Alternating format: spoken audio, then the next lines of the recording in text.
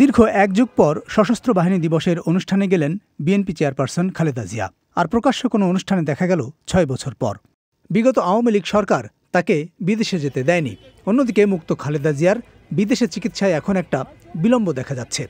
আলোচনা হচ্ছে তার বিদেশ যাত্রার স্বাস্থ্যগত দিক যেমন আছে, তেমনি একটি রাজনৈতিক দিকও রয়েছে।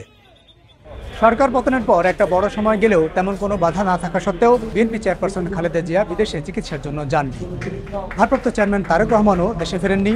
লন্ডনে বসেই তিনি দল পরিচালনা করছেন এবং দলের বিভিন্ন কর্মসূচিতে অংশ নিচ্ছেন। ৫ আগস্ট পরবর্তী রাজনৈতিক বাস্তবতায় বিএনপি চেয়ারপারসন খালেদা জিয়ার বিদেশে চিকিৎসার জন্য যাওয়ার বিষয়টি কেবলমাত্র তার শারীরিক বিষয় নয় বলেই মনে করছেন রাজনৈতিক বিশ্লেষকরা। তিনি তো এখন মুক্ত, তো সুতরাং তিনি যে কোনো সময় বাইরে যেতে পারেন। তিনি যদি বাইরে যেতে দেরি করেন বা না যান, তাহলে বুঝতে হবে যে এর পেছনে কোনো না কোনো রাজনৈতিক প্রশ্ন বা উদ্দেশ্য আছে। আর এটা ডিপেন্ড করে তার অসুখটা কতটুকু সিরিয়াস। এমন যদি হয় না যে যেমন বিএনপি আগে থেকে প্রায়ই বলতো যে তিনি জীবন মৃত্যুর সন্ধিক্ষণে আছেন, তো সেই রকম অবস্থা হলে তো তাকে বাইরে নিতেই হবে। খালেদা জিয়ার ব্যক্তিগত চিকিৎসক জানান, ৭৯ বছর বয়সী সাবেক প্রধানমন্ত্রীর স্বাস্থ্যগত বিভিন্ন জটিলতা রয়েছে। বিদেশে যাওয়ার জন্য খালেদা জিয়ার শারীরিক এবং মানসিক প্রস্তুতির নানা বিষয় জড়িত। ওনার তো মাল্টিপল কোমরবিডিটিস আছে, তো আগে সব জিনিস বিবেচনায় নিয়েই মানি করতে হয় আর কি। এবং আমরা ইচ্ছে করলেই অন্য পেশেন্টের জন্য একটা এয়ার অ্যাম্বুলেন্স ৩ ঘন্টা সিঙ্গাপুর নিয়ে গেলেন বা ব্যাংকক, আমাদের ইস্যুটা তো ওইরকম না।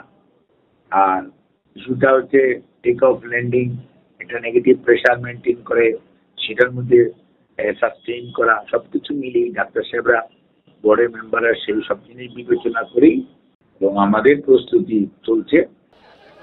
দলীয় প্রধানের বিদেশে চিকিৎসা নিয়ে বিএনপির পক্ষ থেকে সতর্ক বক্তব্য বিবৃতি দিতে দেখা যাচ্ছে। খালেদা জিয়ার জন্য বিশেষ এয়ার অ্যাম্বুলেন্সের ব্যবস্থা করতে গিয়েই কিছুটা বিলম্ব হয়েছে বলে জানাচ্ছেন দলের মুখপাত্র।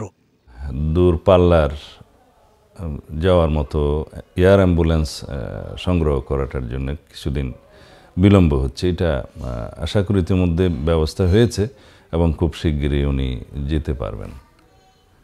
প্রথমে তিনি যুক্তরাজ্যে যাবেন এবং সেখানে চিকিৎসা নেওয়ার পরে ওনার চিকিৎসক দলের পরামর্শ অনুযায়ী পরবর্তী ব্যবস্থাটা নেওয়া হবে।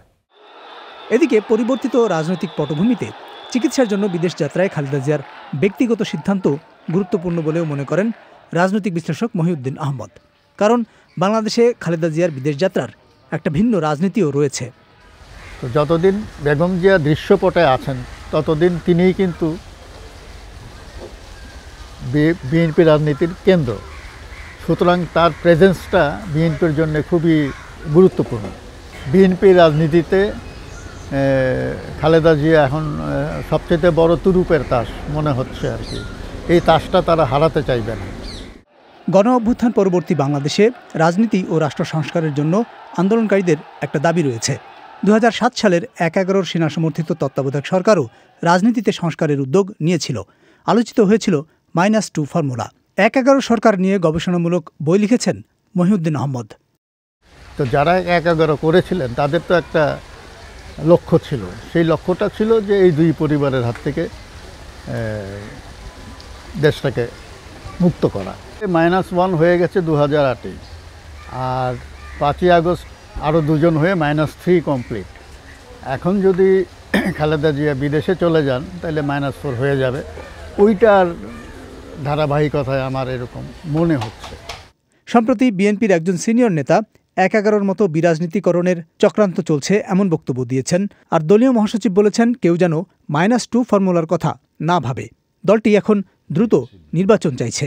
তবে দলের মুখপাত্র গণ অভ্যুত্থানের মধ্য দিয়ে সৃষ্ট নতুন সরকারের সঙ্গে 1-11-এর সরকারের তুলনা করতে চান না। 1-11-এর গভর্নমেন্টের সাথে এই গভর্নমেন্টের তুলনা চলে না। বর্তমান অন্তর্বর্তীকালীন সরকার এটা জনগণের সরকার। এটা গণ অভ্যুত্থান, গণবিপ্লব, গণতান্ত্রিক বিপ্লবের মধ্য দিয়ে সৃষ্ট জনগণের সরকার। সুতরাং এখানে মাইনাস ফর্মুলার কোনো অস্তিত্ব এখানে নেই। এই সরকার আমাদেরই সরকার। আমরা এই সরকারকে সহযোগিতা করি, এই সরকারকে অন করি। বিএনপি জানাচ্ছে চিকিৎসার জন্য খালেদা জিয়ার বিদেশ যাত্রার এখন চূড়ান্ত প্রস্তুতি চলছে। তবে ভারপ্রাপ্ত চেয়ারম্যান তারেক রহমান কবে দেশে ফিরবেন সেটি এখনও নিশ্চিত নয়।